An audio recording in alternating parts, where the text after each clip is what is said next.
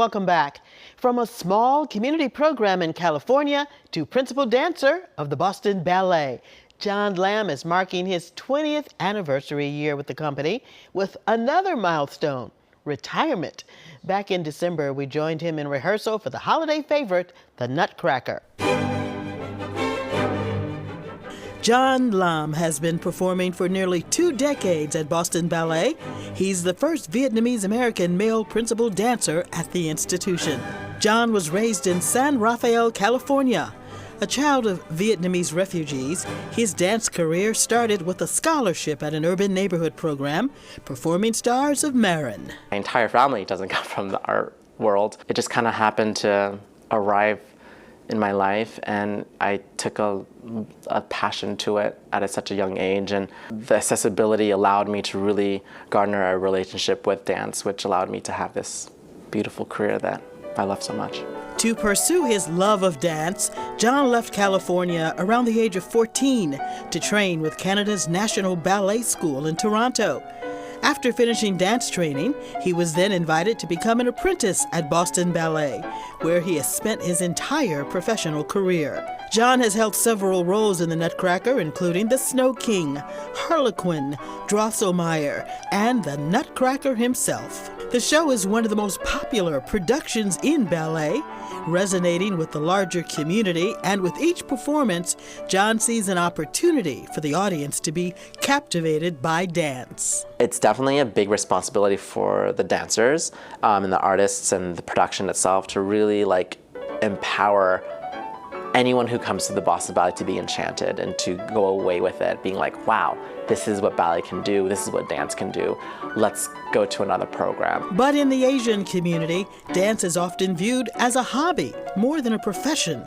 John's parents held this view. Even to this day, my parents haven't seen me dance professionally here on the professional opera house. This is like a general Asian culture statistic where you don't want to burden your parents on anything like bad news or anything that makes them have to overthink anything because they've done so much for us. But I realized that it's better to give them the opportunity to be part of my life as who I am authentically than to put up this wall of quote unquote that perfect Asian child, because that facade is not authentic. Growing up as a male ballet dancer and identifying as part of the LGBTQ+ community, John had to overcome many hurdles. He endured childhood bullying and struggled with his family accepting his sexual orientation. Despite his challenging upbringing, he continues to move forward with support from his 2 children and his husband.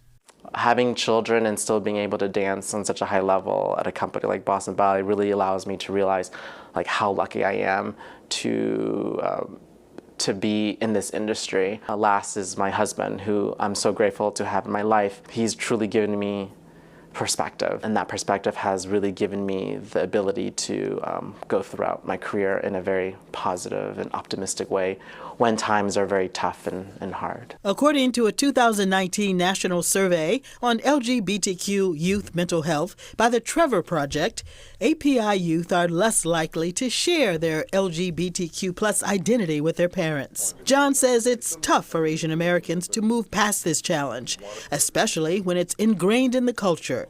Instead, he calls for more empathy and understanding. I think in Asian culture, we have this automatic submissiveness of humility, where we don't really talk about ourselves, we don't talk about our pains and issues that we go through. We just more or less internalize them, and we just show up and show through our work. Just really try to have empathy for everybody. And it's okay if you want to be quiet, and it's okay to be outspoken, but to be authentic. Outside of Boston Ballet, John gives back to the local community through dance lessons at Harvard Dance Center, Berkeley, and Boston Conservatory. He hopes to empower younger generations and those with limited resources to pursue their dance careers. So I love coming in and just really inspiring the students that I was once them, and they can too make it, even if they might feel that they can't because of their situation.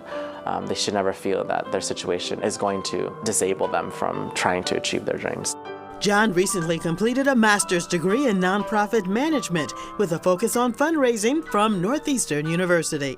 On top of this, he's writing a memoir detailing his journey to become a principal dancer. I hope that the memoir inspires everyone.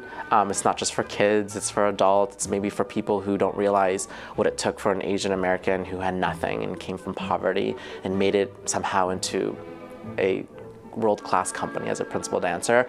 I think that pathway was not easy. I mean, I don't know what's gonna happen in the future. You know, I'm hitting my 20 years at Boston Ballet. I've experienced incredible opportunities here. I'm definitely a Bostonian, and I think it's just the beginning.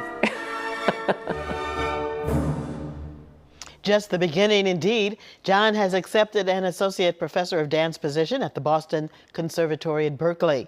His farewell performance with the company is on May 19th. He's dancing in the world premiere by Kinasola and in Bella Figura. And his parents will travel to watch him on stage with the Boston Ballet for the first time for his final bow.